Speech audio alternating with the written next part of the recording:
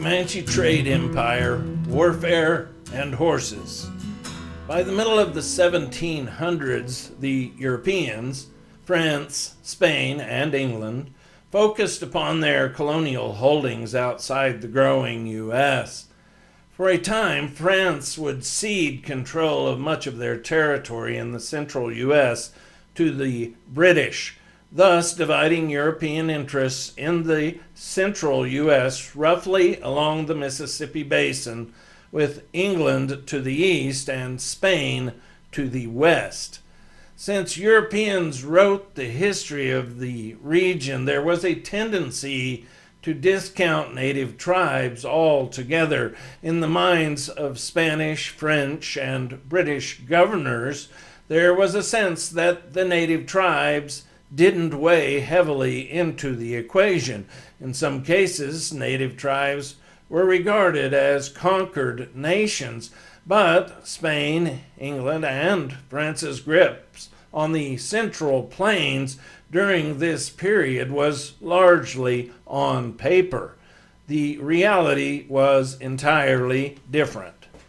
By 1760, the Comanche and their allies had largely asserted dominance over a vast area that included parts of Kansas, Oklahoma, Colorado, New Mexico, and Texas. If you look at the map, you'll see that Comancheria was roughly bounded by the Arkansas River in the north, the Rocky Mountains in the west, the Balcones Fault region in Texas to the east and southeast. The Comanche and their allies controlled an area of around 250,000 square miles. Spain, who claimed they controlled the region, in truth, held sway only over a tenuous ribbon of land running roughly along the Rio Grande Basin to Taos and Santa Fe in New Mexico. The French and British, in terms of Comancheria, weren't players at all. From around 1750 to 1850, the entire central region of the U.S. south of the Arkansas River was controlled by the Comanche and their allies. To cast the amazing accomplishments of the Comanche in a different light, I'll note that at their peak, the population of the Comanche Nation was somewhere between 30 and 35,000. To put that in perspective, we're talking about a region roughly the size of Texas, around 250,000 square miles. The current population of Texas is 30 million. Granted, those were different times, so comparisons aren't entirely apt, but the simple truth is that for nearly a century, the Comanche prevented the U.S., Spanish, French, and the British from building forts or creating significant settlements in their territory. During the same period, the Comanche set up a trading network. In retrospect, in terms of wealth and growth, 1750 through 1850 might be seen as a sort of golden age for the Comanche people. So on today's Plate of History Beans, I'd like to offer an outline of how the Comanche combined military might and trade to assert their dominance in the central plains of the United States. First, it's important to note that the Comanche were skilled traders. In a sense, they were like modern-day merchants in that there was a demand for their goods, in this case, mostly horses and buffalo hides, and the Comanche worked diligently to meet that demand. For modern people, trading, as we might think of it, shopping, is a given. We take for granted that if we need something, we can visit the store and it will be there. The store, Walmart, let's say, gets truckloads of merchandise, puts it onto the shelf, and we buy it. I suppose it's stating the obvious, but things were much different in 1760 on the central plains of the United States. There were, however, similarities in that, like people today, The Comanche and other Plains tribes and the Europeans wanted things, which brings us to the product that the Comanche had in spades: horses. In a real sense, rule over the Central Plains fell to whomever had horses. The Comanche enjoyed a couple of advantages in terms of their control over their horse empire. First, culturally, Plains Indians and the Comanche had an affinity for horses. Comanche were more than just skilled horsemen. The Comanche people and other Plains tribes at the time were supreme horsemen, perhaps the greatest horsemen in all of human history. They were also skilled breeders of horses, and if their supply of horses ran short, they had no qualms about taking horses from European settlers or other tribes. There was a second advantage beyond the Comanche's cultural affinity for horses and warfare that is less obvious. To put it simply, horses don't do well in cold weather as they do in warmer weather. By chance, perhaps, the Comanche's original tribal lands were located in the upper Arkansas River Basin on the plains of eastern Colorado, southern Kansas, Oklahoma, northeastern New Mexico, and the Texas Panhandle. This region also happened to be an area where horses, originally seated by the Spanish in the 15th century, thrived. North of the Arkansas Basin, horses could sometimes survive, but winters were generally too harsh. Likewise, the desert regions of northern Mexico are a bit too dry. So through good fortune, the Comanche lived within the sweet spot, if you will, in terms of keeping, breeding, and capturing horses. So thanks to their cultural affinity for riding horses and their geographic good fortune, and it should be added, their diligent hard work, the Comanche were able to build a horse empire. Everyone needed Comanche horses.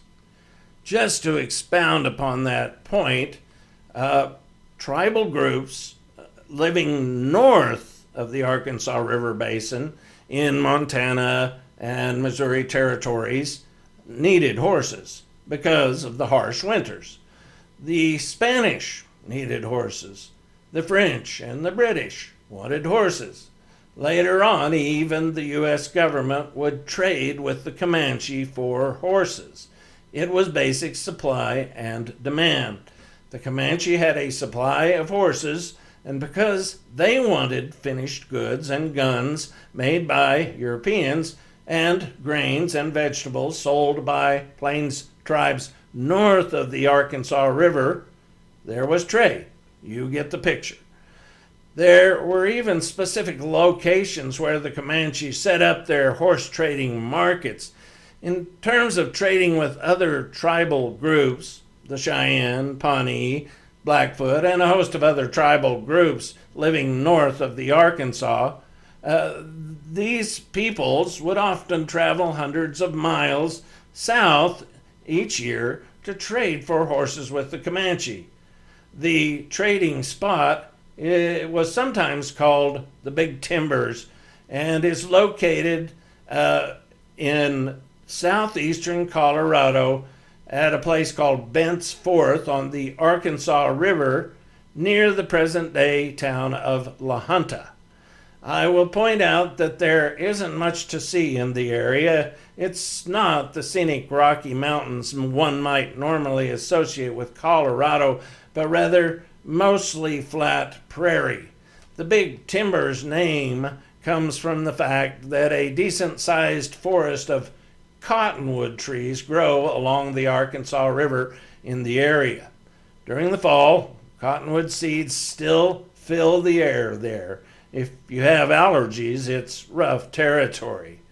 The second important trading post for Comanches during this period was slightly more complicated. During the 1760s and going forward for the next few decades, the Comanches did a lot of trading in the Taos and Santa Fe region of northern New Mexico. Most of this happened at a settlement that was called Abiquiu.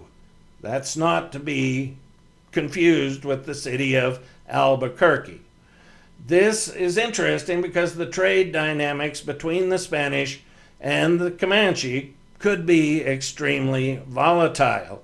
In fact, on more than one occasion, Comanche war parties fought with Spanish forces over hostages or water rights or other matters. Then, days later, Comanches would arrive in Taos or Santa Fe with horses, hides, and other goods, enter the towns peacefully, and be welcomed for trade.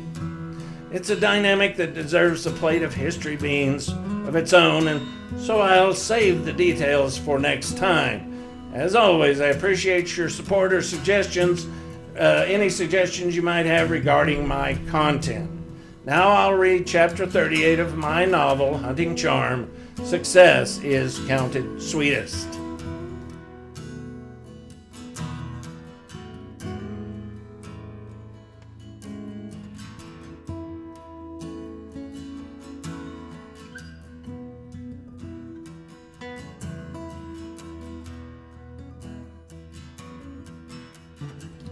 Chapter 38, Success is Counted Sweetest.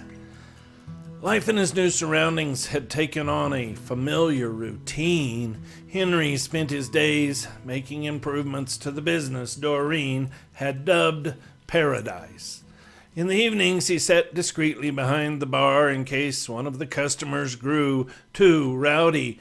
Doreen treated him respectfully and paid him promptly each week, though he still had little need for money.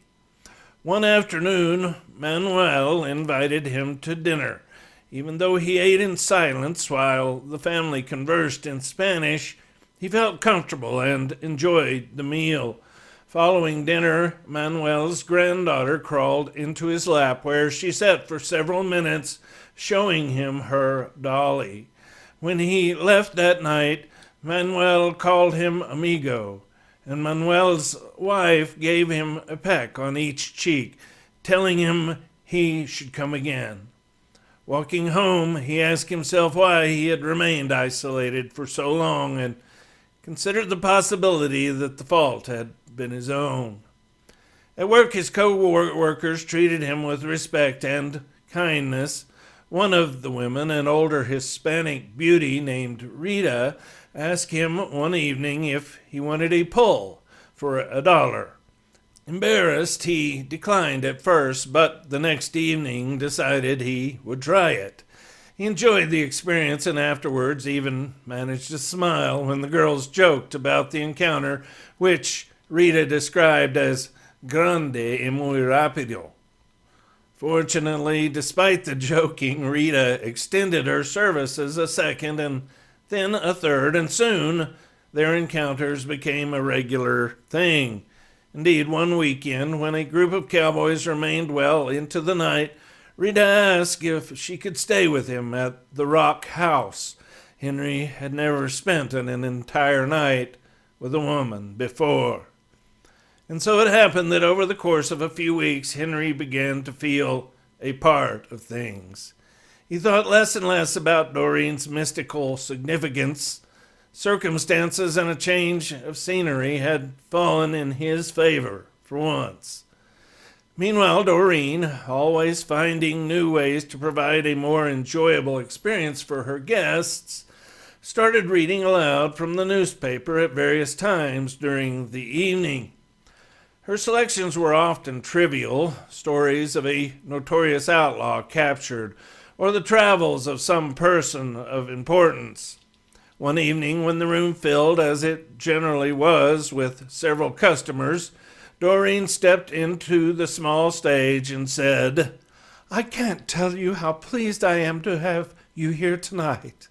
When I began this venture, I wasn't certain I would find friends, but I have. I know our relationship here is based upon business, but this small verse that appeared in last week's Dallas Harold touched my heart. I hope you don't mind if I share." When she read the poem, everyone realized the words had special significance for Doreen. Likewise, when Henry heard the verse, he felt kinship with the author's sentiment. Success is counted sweetest by those who ne'er succeed. To comprehend a nectar requires the sorest need. Not one of all the purple host who took the flag today can tell the definition so clear of victory. As he defeated, dying, on whose forbidden ear the distant strains of triumph burst, agonized and clear. "The paper credits the poem to someone called the New England Mystic," Doreen said. "I suppose the verse relates to war somehow, but I think in some ways we all have our personal battles. I think it's lovely the way the author suggests a lack of success in the past can make eventual success all the sweeter. Please feel free to discuss amongst yourself, and we'll share our thoughts in a few minutes." The clientele, a group that included Clement Endicott, the banker, who had sold Doreen Paradise, and several other men of local importance, seemed pleased with Doreen's reading. For the next hour, Clement's table, the ladies, including Doreen, and several cowboys who had surprisingly salient insights, discussed the merits of the well-crafted poem. Later, when the festivities ended for the night, it was agreed that the New England mystic's work had added greatly to the evening's success.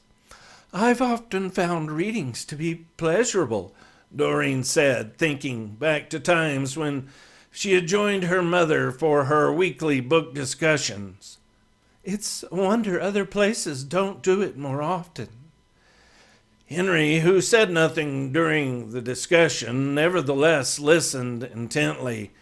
During the sometimes lengthy comments by other patrons, he gathered the paper and reread the poem several times. He wasn't sure how he felt about the dying warrior in the second and third stanzas, but the first stanza spoke to him clearly. He had spent a lifetime longing for a shred of success in terms of human contact. Now that he had found some, the nectar, as the poet had put it, was indeed sweet. The increasing sense he was accepted by the people around him wasn't Henry's only private triumph. He had always enjoyed a good meal, but had never had access to the variety of foods available in a well-stocked mercantile. Doreen gave him several things he had never tried to sample: oranges, apricots, spicy peppers and pickles, sauerkraut, and, on one occasion, some mushy silver fish which Henry initially thought were disgusting. After Manuel suggested the addition of a cracker, a bit of cheese, and some spicy red sauce, however, the briny fish became one of his favorites. The dreams still came now and then, but Henry realized that the blonde-haired figure that appeared and took his damaged hand had no relationship to the occasionally hot-tempered, sometimes silly, and often sensible Doreen. Despite the understanding that he had not found an actual angel, the notion that the dreams had some deeper meaning persisted. He wondered if divine providence had guided him to this spot somehow. Doreen had taken to charging $5 for what she called an evening in paradise. She even asked Henry to create a sign which he attached to a post near the road. When asked about the price increase, Doreen repeated yet another bit of wisdom she had learned from her father. "If they're willing to pay more, then it's perfectly fair." In this case, the strategy seemed to work. The clientele remained small, generally only 15 or 20 gentlemen on weeknights, though weekends could be much busier. Despite the mostly mature and refined clientele, a rougher element sometimes appeared, generally on a Friday or Saturday evening. At those times, Doreen depended upon Henry and a new hire, Jobert, a tall Swede who also tended bar, to enforce an atmosphere of civility. Henry learned that he could quell most rowdiness simply by standing near the offending individual. Not always, though. One evening, a group of raw-boned teens, anxious to spend their cattle drive pay, arrived at the club, handed Doreen $5 each, and 2 hours later began brawling. The fracas started abruptly. Before anyone knew it, 2 chairs and a table were destroyed. Jobert and Henry moved quickly, but despite their proximity, the rambunctious group continued shouting and tussling. Then, with a sonorous growl, surprising everyone, Henry swung the 8-pound sledge he kept for such occasions with an audible whoosh. The boys paused, then stopped altogether as the sledge whooshed by a second time, inches from the boy nearest Henry. The young man collapsed back into a chair, and they all turned and, seemingly for the first time, noticed the gargantuan former slave on one side and the fierce Jobert on the other. "You boys need to get on out of here now." Jobert tapped his shillelagh on the tabletop. "Wait a second," Doreen said, glaring at the rowdy crew. "You've destroyed our nice parlor with your brawling. Who is going to pay for this mess?" The teens, all of them grinning, looked back and forth at one another until a sandy-haired lad with freckles and a confident grin spoke. "We didn't break much other than a table and a couple of chairs." The group chuckled at the boy's comment, but when Henry growled, they quieted. The freckled lad continued, "That don't mean we ain't planning on paying up. I heard her tell worse is all. This isn't a dime store novel where drunken cowboys destroy the place. You boys are fools," Doreen said. "You have a lot to learn about respecting others' things. Perhaps I should report this to the sheriff." Doreen looked directly at the sheriff, who sat at one of the tables near the wall. "Sheriff, would you agree these boys are behaving like fools and might benefit from a night in jail?" "Yes, ma'am. You boys best settle up and be on your way." $1 each, Doreen said. "Otherwise, jail." There was grumbling, but all the boys with money in their pockets handed over $1 and left, poorer but wiser. That night, when things quieted down, the girls insisted that their hero, Henry, remain behind for a drink. Rita, who had been drinking already, told Henry that he was handsome if you looked at him from the right angle, a comment that might have destroyed Henry's confidence only a month before. On this occasion, however, along with the others, he laughed. He had never been told that he was handsome, even in jest, and it was clear by the way Rita had burrowed into his side that she meant it. Something seemed to break loose inside Henry that evening, and he laughed and smiled several times. He had several drinks. Then when he started to leave, they begged him to stay, and he decided he would. Jenny, a chubby teen whose parents had died of pleurisy, gave him a kiss on the cheek and said that she would come over to his house for $1 if he wanted. Henry, stuttering and tongue-tied, politely refused and pulled Rita closer. He had been thinking more and more about Doreen's notion that he might someday have a wife of his own. As the hour grew late and the women left for their homes, Henry glanced at Doreen, who stood by the bar talking with Jobert. She looked up and smiled broadly at him.